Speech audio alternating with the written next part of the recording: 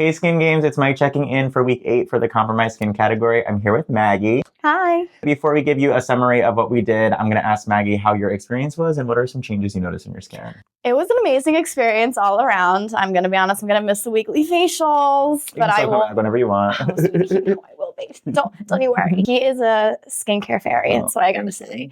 He's done wonders for my skin, I'm going to be honest. I even noticed the difference between the first week and the second week. Just the overall tone of my skin. It just looks overall healthier. And the barrier, everything about it, my skin has just drastically changed. And I have you to thank for that. Absolutely. It's a great experience. And I've just noticed so much of a difference in the overall health of my skin. Especially the inflammation. I know when you came in originally, you had some inflammation in the jawline, which is something that I remember you said you couldn't tolerate benzoyl peroxide. Yeah. And we got you to tolerate benzoyl peroxide. And I think a lot of that benzoyl really helped with some of the inflammation that you're experiencing. It has. And I'm so happy with the changes that we made in 8 weeks. When we started, it was just really about repairing the skin. Maggie was a little bit compromised coming in. So as far as treatments, we were doing cryotherapy, hydrating enzymes. We were alternating blue and red light depending on what she needed, high frequency. And then we did our repairing albumin mask, that tightening mask that we put on your skin almost every week. And then we worked her into 2 superficial peels. We alternated with the repairing treatments towards the back end of the treatment. We did 1 layers the first week, 2 layers the second week. She tolerated everything in the treatment room fine. In the home care routine, it was really about, again, we started off slow with repairing and hydrating ingredients, slowly introduced mandelic acid and that benzoyl peroxide that we were able to get you to tolerate, and just increasing the frequency as the study went on and how often that she was using those products. She was able to tolerate the products fine. And then for diet and lifestyle, she was great with her anti-inflammatory supplements, and she was amazing with some of those diet and lifestyle factors that we changed too. Like I remember you checked your hair product, I think, and found one thing that you switched out. And then dairy, you were a little bit mindful of about your dairy intake. Yes.